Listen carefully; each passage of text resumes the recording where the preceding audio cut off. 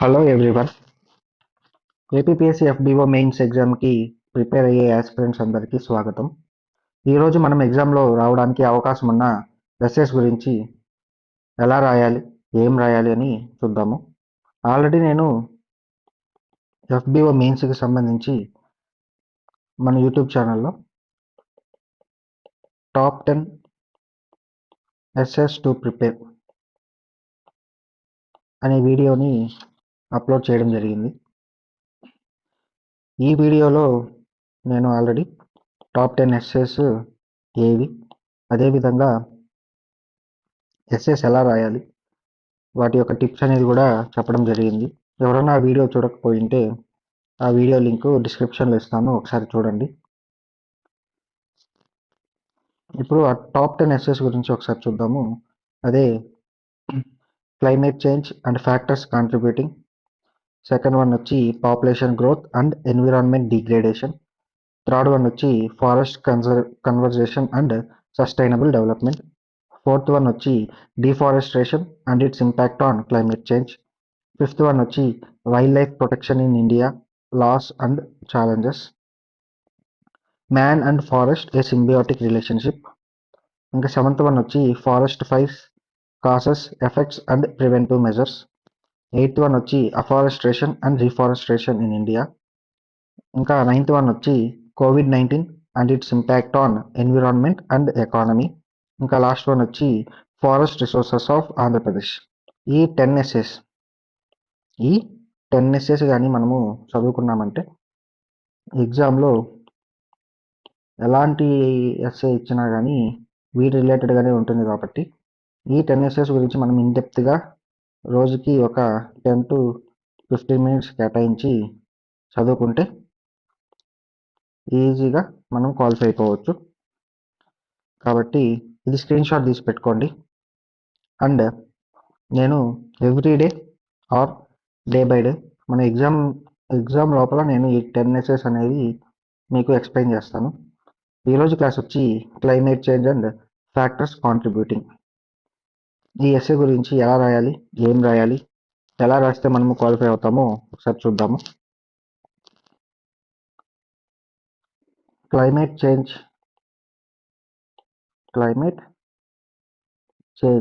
అనే ఎస్ఏ ఇది చాలా బేసిక్ ఎస్ఏ అండి.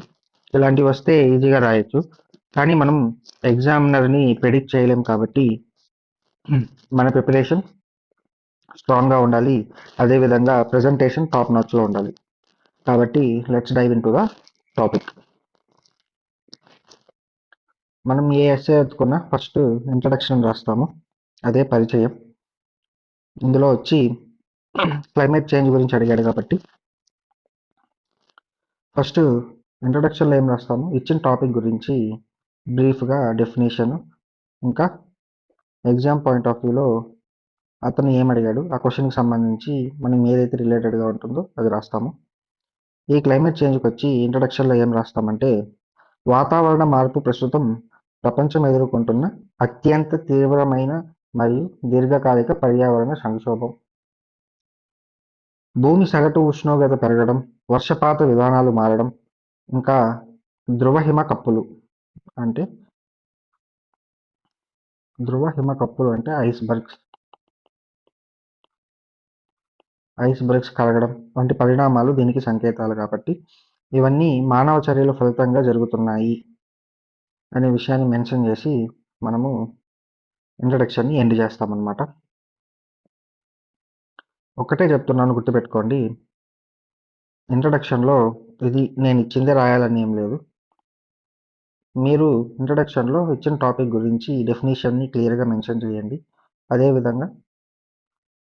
అదేవిధంగా ఇచ్చిన టాపిక్ గురించి ఒక 5 to 10 లైన్స్లో నీట్గా రాసుకోండి. సో ఇంట్రడక్షన్ అనేది వెరీ వెరీ ఇంపార్టెంట్.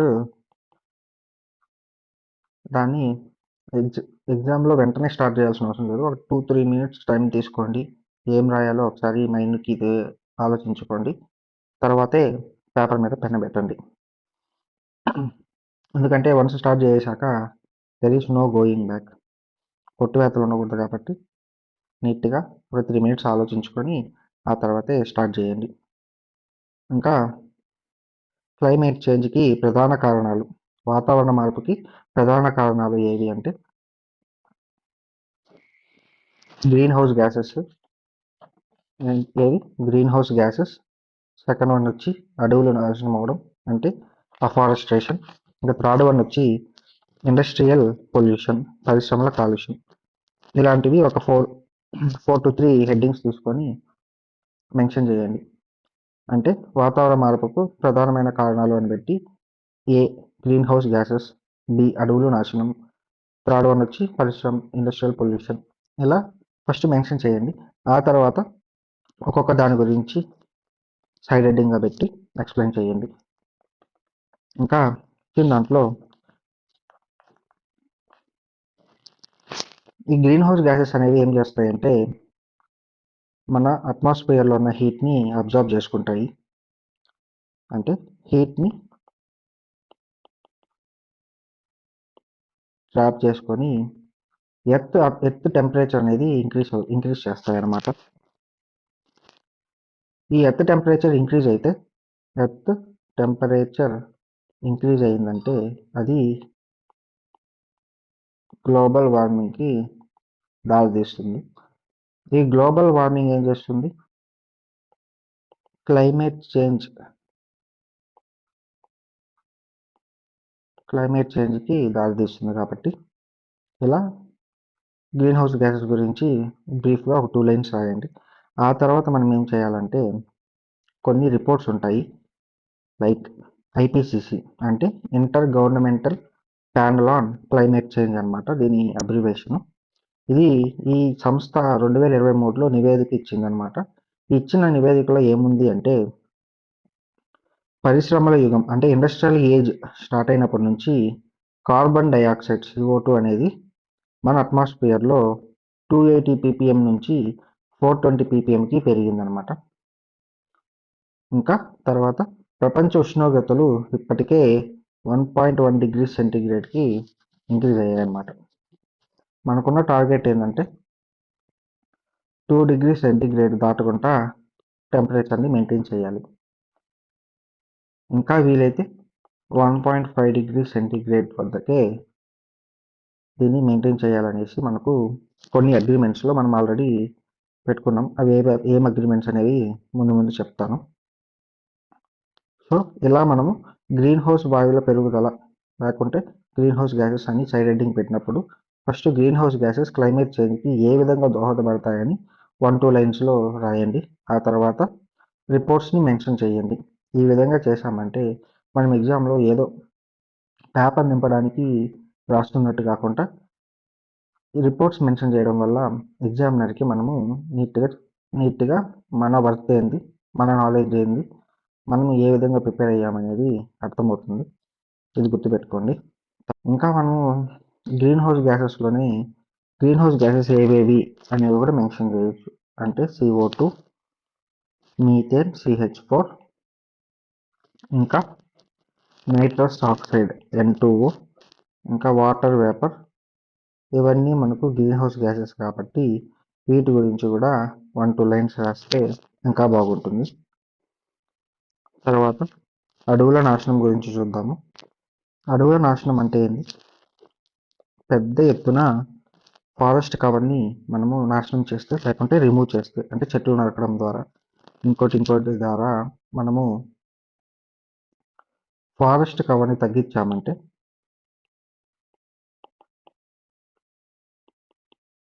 ఇది డిఫారెస్టేషన్ కిందకు వస్తుందన్నమాట. ఈ ఫారెస్ట్ కవర్ ఏ విధంగా తగ్గుతుంది? మనము చెట్లు నరకుతాము. చెట్లు నరికి ఆ ఫారెస్ట్ ల్యాండ్ని మనము ఆ ప్లేస్లో కన్స్ట్రక్షన్స్,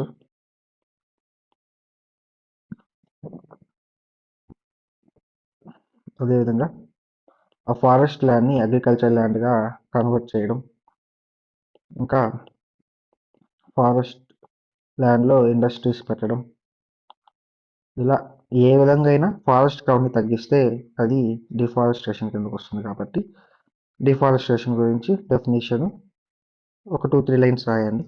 తర్వాత రిపోర్ట్. మనము ఈ రిపోర్ట్స్ని ఎంత ఎక్కువ రాసామంటే ఎగ్జామినర్ అనే అతను అంత బాగా ఇంప్రెస్ అవుతాడనమాట. సో మన టార్గెట్ ఏంది 18 టు 20 మార్క్స్ కాబట్టి ఈ రిపోర్ట్స్ రాయడం వల్ల అతను ఒక పేపర్ మనం ఒక 4 to 5 పేపర్స్ రాసామంటే ఒక రిపోర్ట్కి అతను ఇంప్రెస్ 1 మార్క్ వేసినా కానీ ఈజీగా క్వాలిఫై అయిపోతాం. కాబట్టి గుర్తుపెట్టుకోండి, రిపోర్ట్స్ అనేవి చాలా చాలా ఇంపార్టెంట్. ఏం రాసినా కానీ రిపోర్ట్స్ అనేవి ఈ రిపోర్ట్స్ చదువుకోండి. నేను ఇప్పుడు ఇచ్చాను కదా, ఇది క్లైమేట్ చేంజ్ అనే topic mother of all essays అనమాట. మనకు ఎంబీఓ ఎగ్జామ్లో అడగడానికి అవకాశం ఉన్న ఎస్ఎస్లో ఇది మదర్ ఆఫ్ ఎస్ఎస్ అనమాట. నేను ఇచ్చిన ఈ పీడిఎఫ్లో ఏ రిపోర్ట్స్ ఇస్తాను, ఏ ఫ్యాక్ట్స్ ఉన్నాయి, ఇవన్నీ కానీ మీరు సపరేట్గా ఒక నోట్బుక్లో రాసుకొని వాటిని మీరు ఎగ్జామ్ వరకు ఒక 2-3 టైమ్స్ నీట్గా చదువుకొని ఎగ్జామ్లో ఇచ్చిన ఎస్ఎస్ దానికి తగ్గట్టు ఈ రిపోర్ట్స్ కానీ రాయేశారంటే ఈజీగా క్వాలిఫై అయిపోతారు. చూసుకోండి. తర్వాత ఎఫ్ఏఓ నివేదిక ఇచ్చింది. ఎఫ్ఏఓ అంటే ఏంది? Food and agriculture organization. ఈ ఆర్గనైజేషన్ 2022లో ఒక రిపోర్ట్ ఇచ్చింది. ఈ రిపోర్ట్ ప్రకారం ప్రతి సంవత్సరం ప్రపంచం 10 మిలియన్ హెక్టార్ల అడవులను కోల్పోతుందన్నమాట. ఏమని రిపోర్ట్ ఇచ్చింది? ప్రతి సంవత్సరం మన ప్రపంచం 10 మిలియన్ హెక్టార్స్ ఆఫ్ ఫారెస్ట్ కవర్ని కోల్పోతోంది అని రిపోర్ట్ ఇచ్చింది. వెరీ వెరీ ఇంపార్టెంట్, గుర్తుపెట్టుకోండి. తర్వాత పరిశ్రమల కాలుష్యం.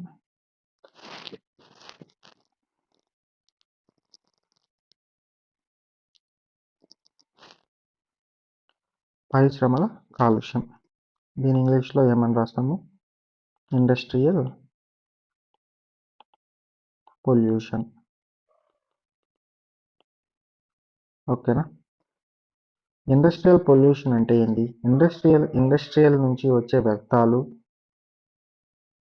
కెమికల్స్ కానీ, లేకుంటే వాయు అంటే ఎయిర్ పొల్యూషన్ కానీ, ఏమేమి వ్యర్థాలు మనము సాయిల్లో, లేకుంటే ఎయిర్లో, లేకుంటే వాటర్లో రిలీజ్ చేస్తున్నాము, వాటి వల్ల ఎలాంటి సైడ్ ఎఫెక్ట్స్ ఉంటాయి అనేది మనము ఒక 4 to 5 లైన్స్లో రాయాలన్నమాట. ఇది ఏ విధంగా క్లైమేట్ చేంజ్కి దారితీస్తుంది అనేది మెన్షన్ చేసి, తర్వాత ఐఈఏ ఇంటర్నేషనల్ ఎనర్జీ ఏజెన్సీ ప్రకారం ఇది ఒక రిపోర్ట్ ఇచ్చింది. ఐఈఏ ఇంటర్నేషనల్ ఎనర్జీ ఏజెన్సీ ఇది ఇచ్చిన రిపోర్ట్ ప్రకారం ప్రపంచ కార్బన్ ఉద్గారాల్లో 40% విద్యుత్ ఉత్పత్తి పరిశ్రమల నుంచే వస్తుంది అని చెప్పిందనమాట. ప్రపంచ కార్బన్ ఉద్గారాలు అంటే CO2 ఎక్సెట్రా ఉంటాయి కదా, ఇలాంటివి 100% ఉంటే దాంట్లో 40% ఓన్లీ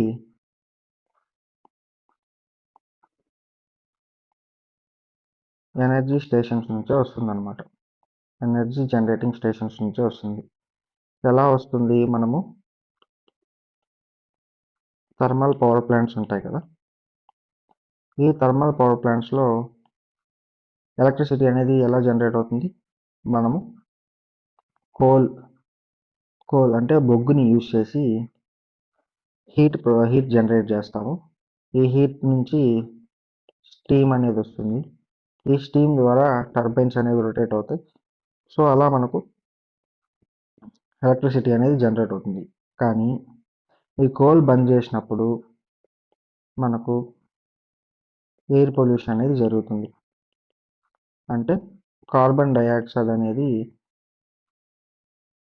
రిలీజ్ అవుతుందన్నమాట. సో ఈ విధంగా పవర్ జనరేషన్ చేసేటప్పుడు మనము రిలీజ్ చేస్తున్న కార్బన్ డైఆక్సైడ్లు ప్రపంచంలో ఇంకా చాలా ఉన్నాయి కదా, డొమెస్టికేషన్ ఆఫ్ ఎనిమల్స్, ఇంకా మనము ట్రాఫిక్ పొల్యూషన్ ఉంటుంది, ఇలా ఎక్సెట్రా ఇలా రిలీజ్ చేసే కార్బన్ డైఆక్సైడ్లో 40% ఓన్లీ మనకు ఈ ఎనర్జీ పవర్ ప్లాంట్స్ నుంచే వస్తుందన్నమాట. ఇది ఎలా తగ్గించుకోవాలి? మనము రెన్యూవబుల్ ఎనర్జీకి కన్వర్ట్ అవ్వాలన్నమాట.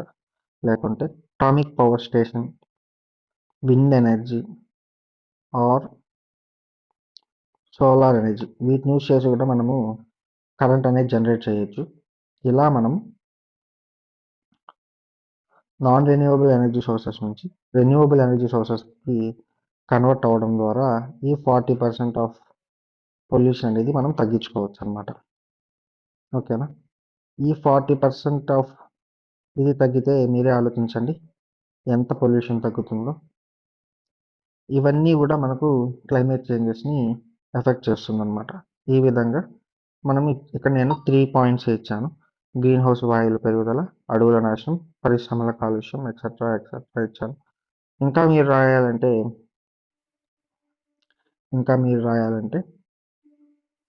4 అని బట్టి అగ్రికల్చర్ వేస్ట్, అంటే అగ్రికల్చర్లో మనం వాడే పెస్టిసైడ్స్ ఎక్సెట్రా ఎక్సెట్రా ద్వారా ఏ విధంగా వాటర్ పొల్యూషన్, సాయిల్ పొల్యూషన్ అవుతుంది, దాని నుంచి అది క్లైమేట్ చేంజ్కి ఎలా దారితీస్తుంది, ఇవన్నీ కూడా మనము రాసుకోవచ్చు అనమాట. ఇంకా నెక్స్ట్ వన్ చూద్దాం. ఈ వాతావరణ మార్పు అంటే క్లైమేట్ చేంజ్ జరగడం వల్ల ఎలాంటి ప్రభావాలు ఉంటాయి అనేది కూడా ఒకసారి చూద్దాము.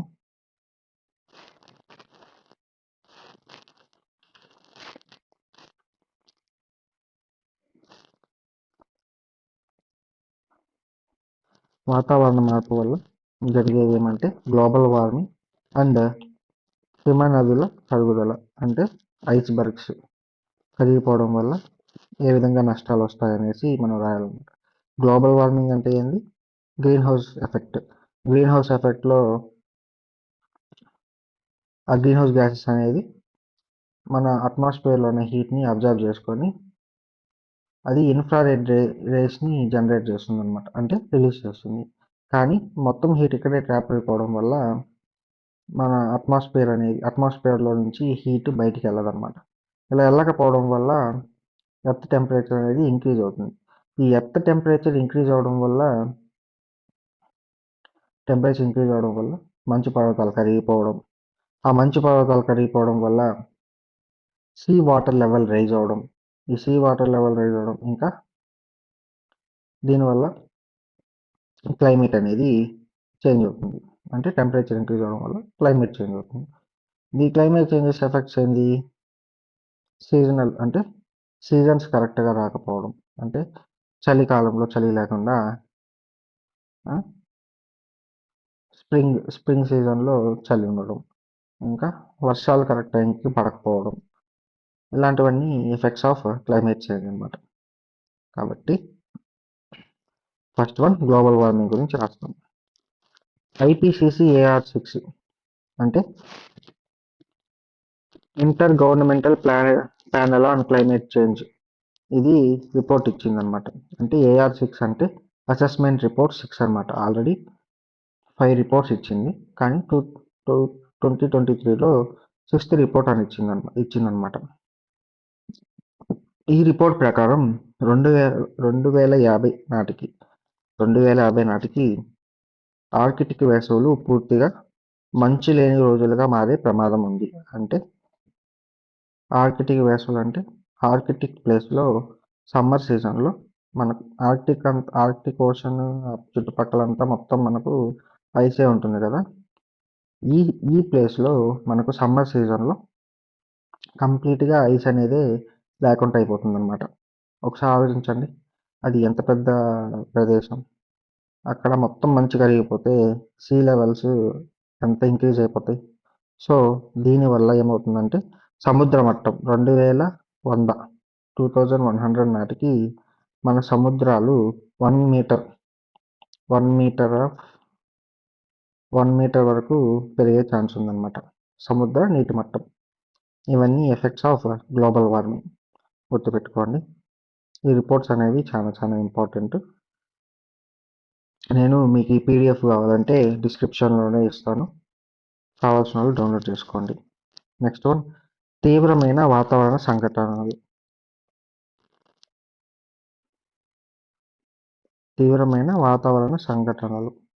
అంటే మనకు గ్లోబల్ వార్మింగ్ లేదా క్లైమేట్ చేంజ్ వల్ల ఏ రకంగా మనకు ప్రళయాలు, విపత్తులు వస్తాయో వీటి గురించి రాయాలన్నమాట. అంటే మనము ఈజీగా రాయొచ్చు అనమాట. మంచు పర్వతాలు కరిగిపోతే మనకు సముద్ర నీటి మట్టం పెరుగుతుంది ఒకటి. దానివల్ల చాలా చాలా ఐలాండ్స్ ఇంకా కోస్టల్ ఏరియాస్ మునిగిపోతాయి. ఇవన్నీ రాయొచ్చు. తర్వాత మంచు పర్వతాల్లోనే ఉన్న ఈ హిమాలయన్ గ్లేషియర్స్, ఓకే, ఐస్బర్గ్స్ ఇవన్నీ కరిగిపోతే మనకు ఫ్లడ్స్ ఎక్కువైపోతాయి. ఇలా రాయొచ్చు. లేదంటే ఫ్లడ్స్ ఎక్కువైపోయిన తర్వాత మనకి ఇంకా వాటర్ ఏం రాదు కదా, ఫ్లడ్స్ వస్తాయి వెళ్ళిపోతాయి, వాటర్ అంతా సముద్రంలో కలిసిపోతాయి. అక్కడ లెవెల్ అనేది ఇంక్రీజ్ అవుతుంది. ఇదొకటి. సెకండ్ వన్ ఏంది, వన్స్ మొత్తం మంచు కరిగిపోయినాక కొంత టైంకి మనకి ఎటువంటి వాటరు నదుల్లోకి రావు. సో రివర్స్ అనేవి డ్రై అయిపోతాయి. ఇవన్నీ తీవ్రమైన వాతావరణ సంఘటనల్లో మనం రాయొచ్చు అనమాట. ఇంకా యుఎన్ఈపి అనేది ఒక రిపోర్ట్ ఇచ్చింది. అంటే United Nations environment programme, okay, ఇది ఒక రిపోర్ట్ ఇచ్చింది. ఈ రిపోర్ట్ ప్రకారం 1980 నుంచి 2020 మధ్య తీవ్రమైన వేడి, వరదలు, తుఫానులు వంటి సంఘటనలు 300% పెరిగాయి అన్నమాట. అంటే 1960 నుంచి 1980 ఈ మధ్య కాలంలో ఎన్ని విపత్తులు జరిగాయో వాటితో పోలిస్తే 300% పెరిగాయని యునైటెడ్ నేషన్స్ ఎన్విరాన్మెంట్ ప్రోగ్రామ్ అనేది చెప్తుందన్నమాట. ఇంకా వ్యవసాయం అండ్ ఆహార భద్రత. వ్యవసాయం అండ్ ఆహార భద్రత అంటే ఏంది? అగ్రికల్చర్ ఏ విధంగా ఎఫెక్ట్ అవుతుంది? ఒకటి, ఫుడ్ సెక్యూరిటీ ఏ విధంగా నాశనం అవుతుంది? ఇవి రెండు గురించి మనం మెన్షన్ చేస్తాం దీంట్లో.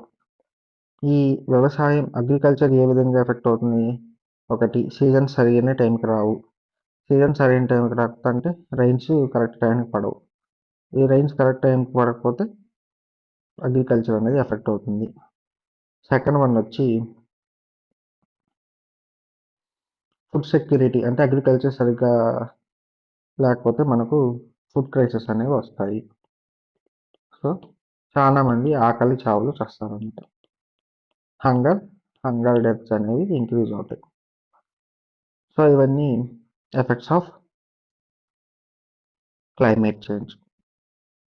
ఇంకా దీనికి సంబంధించి FAO ఒక రిపోర్ట్ ఇచ్చింది. ఏమిచ్చింది? FAO అంటే ఏంటి? First food and agriculture organization, గుర్తుపెట్టుకోండి. ఇది ఏమైనా రిపోర్ట్ ఇచ్చింది? 2050 నాటికి వాతావరణ మార్పు కారణంగా పంట దిగుబడులు 20-30% వరకు తగ్గే అవకాశం ఉందన్నమాట. అంటే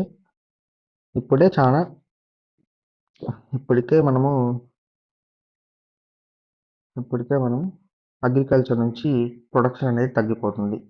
అదే 2050 నాటికి 20-30% తగ్గిపోయిందంటే అంటే ఆల్రెడీ మనకు ఫుడ్ డెఫిషియన్సీ అనేది ఉంది.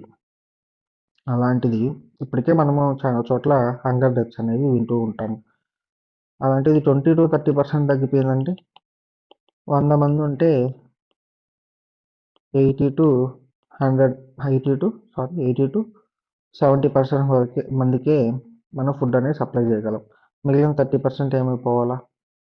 సో ఇవన్నీ మనము మెన్షన్ చేయాలన్నమాట. ఇంకా ఇండియా అనేది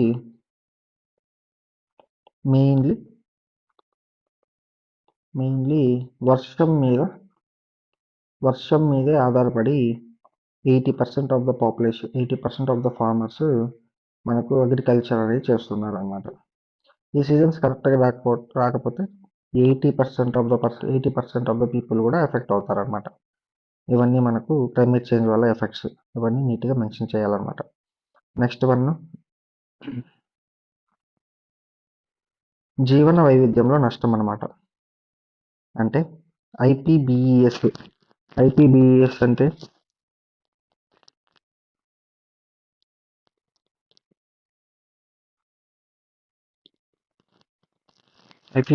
అంటే inter governmental science policy platform on biodiversity and ecosystem services అన్నమాట.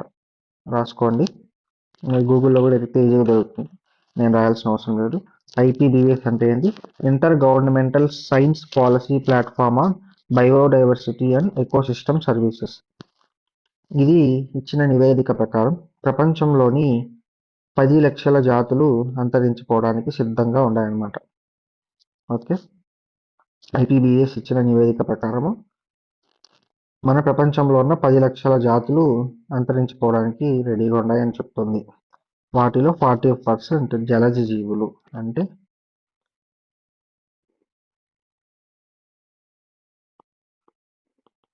అంటే water species.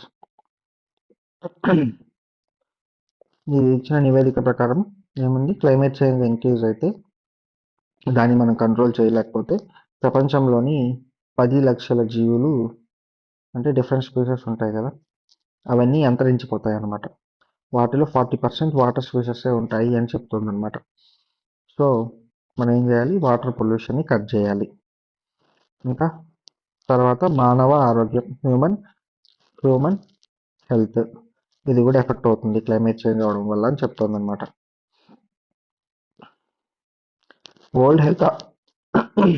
World health organisation ప్రకారము 2030 నుంచి 2050 మధ్య వాతావరణ మార్పు కారణంగా ప్రతి సంవత్సరం 2.5 లక్షల మంది మరణించే అవకాశం ఉంది అని చెప్తుంది అనమాట. ఎలా? నేను ఆల్రెడీ చెప్పాను కదా, పొల్యూషన్ వల్ల క్యాన్సర్స్ వస్తాయి, లంగ్ డిసీజెస్ వస్తాయి. ఇవి కాకుండా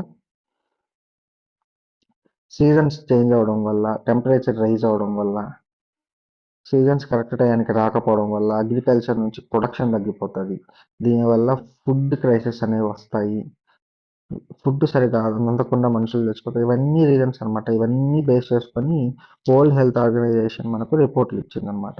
ఏమని ఇచ్చింది? 2030 నుంచి 2050 మధ్య కాలంలో ప్రతి సంవత్సరం, ఒక సంవత్సరం కాదు, ప్రతి సంవత్సరం 2.5 లక్షల మంది మరణిస్తారని రిపోర్ట్ ఇచ్చింది అనమాట. ఈ రిపోర్ట్స్ అన్ని మెన్షన్ చేయండి. ఓకే. నేను వాతావరణ మార్పు వల్ల జరిగే నష్టాల్లో ఎన్ని చెప్పాను మీకు? 1, 2, 3, 4, 5. ఓకే, 5 చెప్పాను. ఇవి కాకుండా ఇంకా ఏమన్నా ఎఫెక్ట్స్ ఉంటే మీకు తెలుసుంటే అవి కూడా మెన్షన్ చేయండి. ఎక్కువ రాయేస్తాము అని అనుకోబాకండి. మనం రాసిన దాంట్లో ఎంత క్వాలిటీ ఉంది అనేది మాత్రం ఇంపార్టెంట్. మనం ఎక్కువ మ్యాటర్ మీకు వచ్చుంటే ఎక్కువ రాయడానికి మొహమాట పడబాకండి. ఎంత వస్తే అంత రాయండి, కానీ క్వాలిటీ అనేది నీట్గా మెయింటైన్ చేయండి. హ్యాండ్ రైటింగ్ ఇంప్రూవ్ చేసుకోండి. కొట్టివేతలు లేకుండా పర్ఫెక్ట్గా రాయండి. ఇంకా 4th వన్ వచ్చి అంతర్జాతీయ ప్యాక్టులు మరియు ఒప్పందాలు. ఇది కంప్లీట్గా ఆప్షనల్. మీరు క్లైమేట్ చేంజ్ గురించి రాసేటప్పుడు నేను ఇప్పటివరకు చెప్పాను కదా, ఆడవరకు రాసి తర్వాత వాతావరణ మార్పును తగ్గించే చర్యలను పెట్టి నెక్స్ట్ ఇవి రాస్తే సరిపోతుంది. కానీ ఇది కొన్ని ఇంపార్టెంట్ ఫ్యాక్టులు అనేవి ఉన్నాయన్నమాట. ఇది చూసుకోండి, లేదంటే నేను చెప్పింది ఒకసారి ఏదైనా బుక్ ఉంటే రాసుకోండి. Very very important. కానీ మీరు ఎస్ఐలో మెన్షన్ చేయాలా వద్దా అనేది అది మీ పర్సనల్. నేనైతే మెన్షన్ చేయండి అనే చెప్తాను.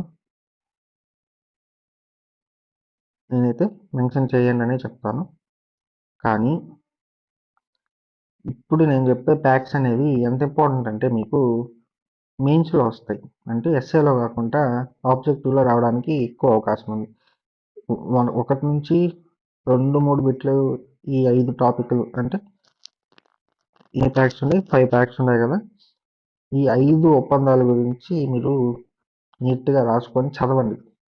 ఎంత ఎక్కువగా చదివితే అంత మీకే హెల్ప్ అవుతుంది. ఎందుకంటే ఖచ్చితంగా 1 నుంచి 3 బిట్ల వరకు వీటి నుంచి రావడానికి చాలా చాలా అవకాశం ఉందన్నమాట.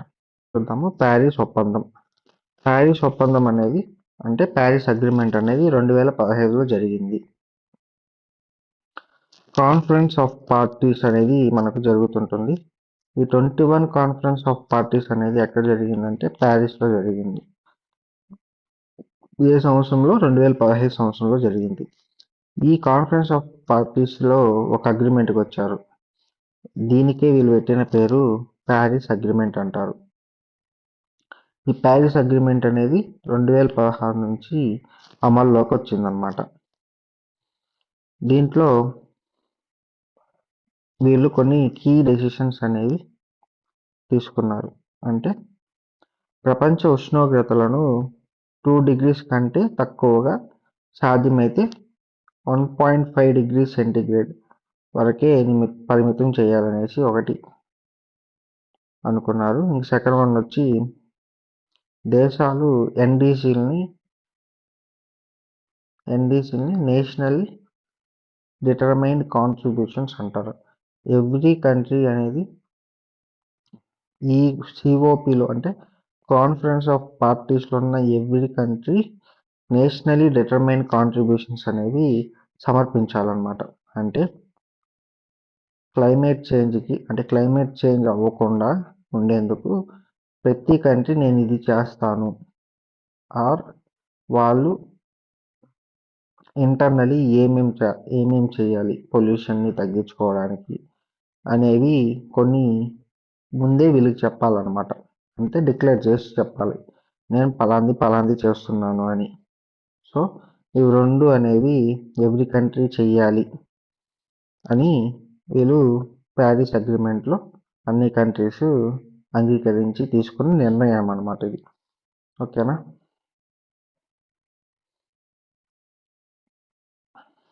సెకండ్ వన్ వచ్చి క్యోటో ప్రోటోకాల్. ఏ సంవత్సరంలో జరిగిందంటే 1997. కానీ ఇది ఎప్పుడు అమల్లోకి వచ్చిందని ఎగ్జామ్లో చాలాసార్లు అడిగాడు.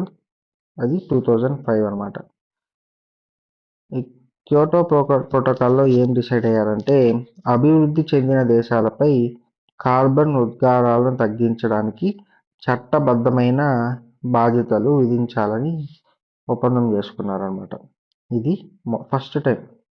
అంతకుముందు కూడా జరిగాయి అగ్రిమెంట్స్, కానీ చట్టబద్ధమైన అనేది చాలా ఇంపార్టెంట్ ఇక్కడ.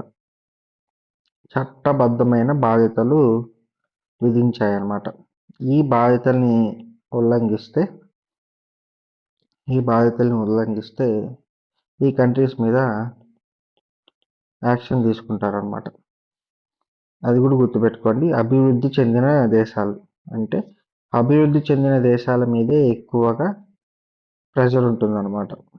వాళ్ళు అభివృద్ధి చెందుతున్న దేశాలకి వీళ్ళు కొద్దిగా మోడరేట్ రూల్స్ అనేవి పెట్టారు, కానీ అంటే వీళ్ళ మీద చట్టబద్ధమైన యాక్షన్ అనేది తీసుకోరు, కానీ అభివృద్ధి చెందిన దేశాల మీద తీసుకుంటారు. ఇది క్యోటో ప్రోటోకాల్ యొక్క మెయిన్ ఉద్దేశం అన్నమాట. ఇంకా నెక్స్ట్ వన్ చూద్దాం, మాంట్రియల్ ప్రోటోకాల్. ఈ మాంట్రియల్ ప్రోటోకాల్ అనేది 1987లో తీసుకున్నారు. ఈ ఇయర్ 1987. ఇది ఎందుకు అంటే ఓజోన్ లేయర్ ప్రొటెక్షన్కి.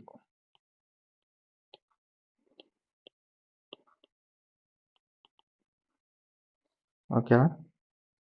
ఎగ్జామ్లో అడుగుతుంటాడు మాంట్రియల్ ప్రోటోకాల్ ఎందుకు, పర్పస్ ఏంటి అని అడుగుతుంటాడు. మనము ఓజోన్ లేయర్ ప్రొటెక్షన్ అని ఎంచుకోవాలన్నమాట. Very important.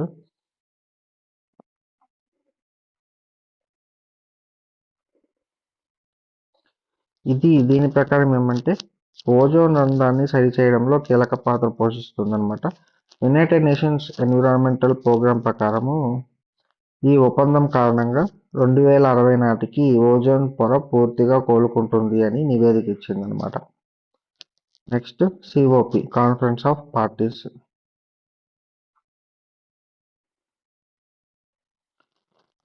ఈ conference of parties 28 COP 28 meeting ఏ ఇయర్లో జరిగిందంటే 2023లో జరిగింది. ఇందులో మొదటిసారిగా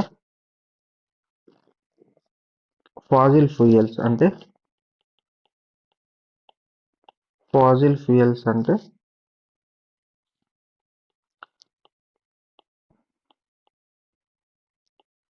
నాన్ రెన్యూవబుల్ ఎనర్జీ కిందకు వస్తుంది కదా.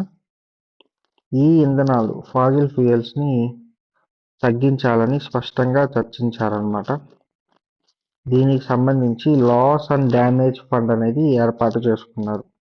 ఏ ఇయర్లో? 2023 COP మీటింగ్ 28లో కాన్ఫరెన్స్ ఆఫ్ పార్టీస్ మీటింగ్ 28 అనమాట. నెక్స్ట్ సస్టైనబుల్ డెవలప్మెంట్ గోల్స్ అనేవి కొన్ని పెట్టుకున్నారు.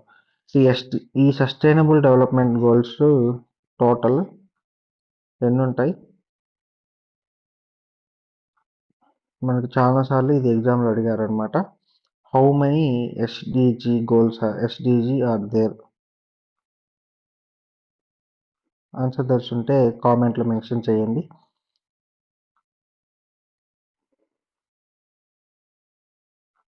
ఎన్ని? టోటల్ 17. టోటల్ 17 ఎస్డిజిస్ ఉన్నాయన్నమాట. అంటే 17 గోల్స్ ఉన్నాయి. అందులో 169 టార్గెట్స్ ఉన్నాయి. అడాప్టెడ్ ఇయర్ వచ్చి 2015, టార్గెట్ ఇయర్ 2030. ఈ 2030 నాటికి ఈ టోటల్ 17 ఎస్డిజిస్ని ఎవరి కంట్రీ ఇంప్లిమెంట్ చేసుకోవాలి అంటే సాధించాలి అని ఒక గోల్ పెట్టుకున్నారు అనమాట. అందులో 13th గోల్ ఏమంటే క్లైమేట్ యాక్షన్ గురించి, వాతావరణ మార్పును తగ్గించడం ప్రధాన లక్ష్యం అనమాట. ఎస్డిజి 13 యొక్క గోల్. ఇవి 5 క్లైమేట్ చేంజ్కి సంబంధించి. ఇది మీరు నీట్గా ప్రిపేర్ అవ్వండి, ఒక బుక్లో రాసుకోండి. ఎగ్జామ్కి ఒక 10 minutes ముందు ఒకసారి వీటి గురించి ఇయర్స్, దీంట్లో ఏం అడగడండి, ఇయర్స్ అడుగుతాడు, వాటి గోల్ ఏంది, ఆ ప్రోటోకాల్ కానీ అగ్రిమెంట్ కానీ దేనికి సంబంధించింది, ఇలాంటివి ఎక్కువ అడుగుతుంటాడు. ఖచ్చితంగా 1 నుంచి 2-3 బిట్లు ఈజీగా వస్తాయండి, ఇది నా గ్యారంటీ. కాబట్టి ప్లీజ్ మీరు ఒక నోట్బుక్లో రాసుకోండి. అయిపోయింది కదా. ఇవన్నీ వాతావరణ మార్పుకి తగ్గించడానికి ఇంటర్నేషనల్ ఆర్గనైజేషన్స్ తీసుకున్న కొన్ని యాక్షన్స్ అన్నమాట. తర్వాత మనం చూద్దాం, వాతావరణ మార్పును తగ్గించే చర్యలు ఏవి అంటే పునరుత్పాదక ఇంధనాలు వాడటం, అంటే రెన్యూవబుల్ ఎనర్జీ సోర్సెస్ని వాడడం అన్నమాట. IREN అంటే ఇంటర్నేషనల్ రెన్యూవబుల్ ఎనర్జీ ఏజెన్సీ అన్నమాట. దీని ప్రకారం 2050 నాటికి ప్రపంచ విద్యుత్తులో 90% ఈ రెన్యూవబుల్ ఎనర్జీ సోర్సెస్ నుంచే రావచ్చు అనేసి ఒక రిపోర్ట్ ఇచ్చిందనమాట. ఈ రెన్యూవబుల్ ఎనర్జీ సోర్సెస్లో సౌరశక్తి అంటే సోలార్ ఎనర్జీ వేగంగా అభివృద్ధి చెందుతున్న శక్తి అన్నారనమాట. సెకండ్ వన్, కార్బన్ తగ్గింపు విధానాలు. కార్బన్ని ఎలా తగ్గించాలి అంటే కార్బన్ ట్యాక్స్. ఈ కార్బన్ ట్యాక్స్ అంటే ఏంటంటే మన గవర్నమెంట్స్ ఒక టన్ ఆఫ్ కార్బన్ డైఆక్సైడ్ని ఒక కంపెనీ కానీ ఇండస్ట్రీ కానీ రిలీజ్ చేసిందంటే దాని మీద ఎంత పన్ను విధించాలి అనేది నిర్ణయం తీసుకుంటాయి అన్నమాట. ఓకేనా, దీనే కార్బన్ ట్యాక్స్ అంటారు.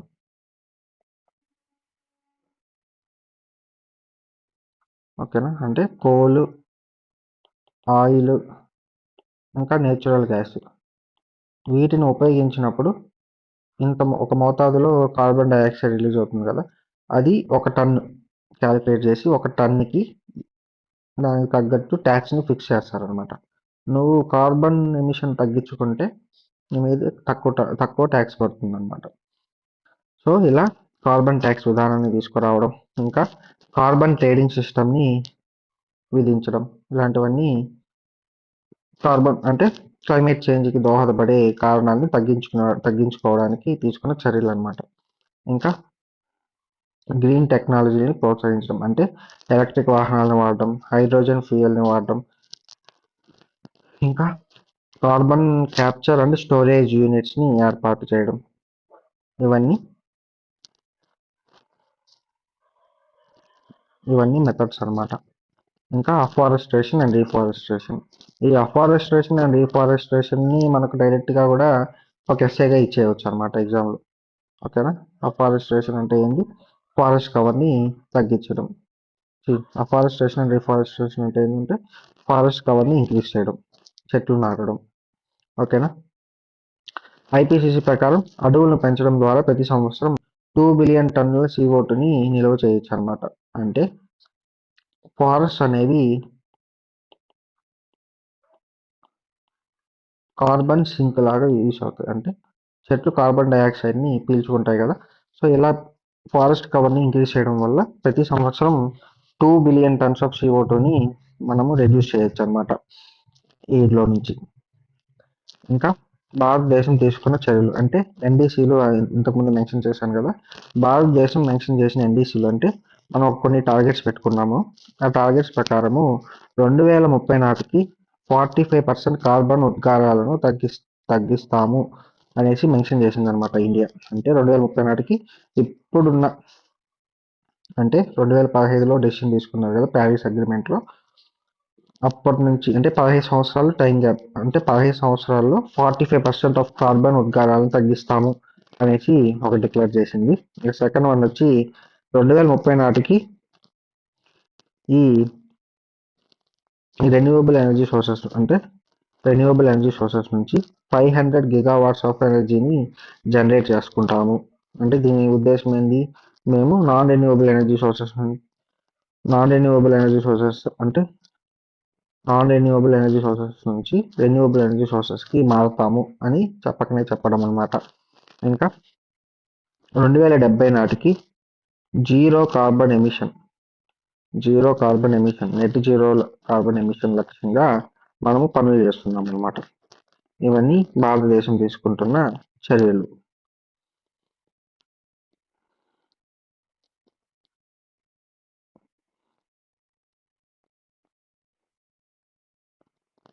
తర్వాత అంతర్జాతీయ సోలార్ అలయన్స్లో ఇండియా భాగమైంది. భారత్ అండ్ ఫ్రాన్స్ ఇద్దరు కలిసి ప్రపంచంలోనే అతిపెద్ద సౌరశక్తి వేదికని ఏర్పాటు చేసుకున్నారనమాట. ఇంకా లాస్ట్ వన్ వచ్చి national action plan on climate change. దీంట్లో ఇండియా 8 ప్రధాన మిషన్స్ని 8 మిషన్స్ని పెట్టుకుంది. అందులో ఇంపార్టెంట్ ఏమంటే solar mission, green India mission, water mission. ఈ 8 మిషన్స్ ద్వారా పొల్యూషన్ని కర్బ్ చేయడంలో ఇండియా ప్లాన్ చేస్తుంది అనమాట. ఇవి కాకుండా ఇక చివరిది వ్యక్తిగత స్థాయిలో చేయవలసినవి అంటే మనము ఇంటర్నేషనల్ ఆర్గనైజేషన్స్ అదేవిధంగా గవర్నమెంట్ మీదే భారం వేయకుండా ఇండివిజువల్గా మనం ఏం చేయాలి అంటే విద్యుత్ని ఆదా చేయాలి, ప్రజా రవాణా వినియోగం పెంచుకోవాలి. అంటే పబ్లిక్ ట్రాన్స్పోర్ట్ ప్రతి ఒక్క కార్ వేసుకొని తిరిగితే పొల్యూషన్ అనేది కంట్రోల్ కాదు. సో మనం పబ్లిక్ ట్రాన్స్పోర్ట్ని యూజ్ చేయడం పెంచుకోవాలి. ఇంకా ప్లాస్టిక్ వేస్ట్ని తగ్గించుకోవాలి, చెట్లు నాటడం పెంచుకోవాలి. ఇంకా పునర్వినియోగ ఉత్పత్తుల వినియోగం అంటే రెన్యూవబుల్ ఎనర్జీ సోర్సెస్కి కన్వర్ట్ అవ్వాలన్నమాట. మన ప్రతి ఇంటి పైన ఒక సోలార్ ప్యానెల్ పెట్టుకోవడం, ఇవన్నీ కూడా వ్యక్తిగత స్థాయిలో మనం చేయాల్సిన విషయాలు. సో మనం ఇప్పటివరకు ఏం చేసినాం? ఇంట్రడక్షన్ రాసినాం. తర్వాత బాడీలో ఏం రాసాము? క్లైమేట్ చేంజ్ దారి తీస్తే ఏవేవి దారి తీస్తున్నాయనేవి రాసాము. తర్వాత ఇంటర్నేషనల్ ఆర్గనైజేషన్ తీసుకున్న ప్యాక్ట్స్ గురించి రాసాము. ఇంకా ఈ క్లైమేట్ చేంజ్ ఉండకుండా ఉండాలంటే ఏమేమి చేయాలి, ఎలాంటి డెసిషన్స్ తీసుకోవాలి అనేవి ఈ 3 రాసామన్నమాట బాడీలో. ఇంకా ఫైనల్గా మనం ఇంకేం రాస్తున్నాము?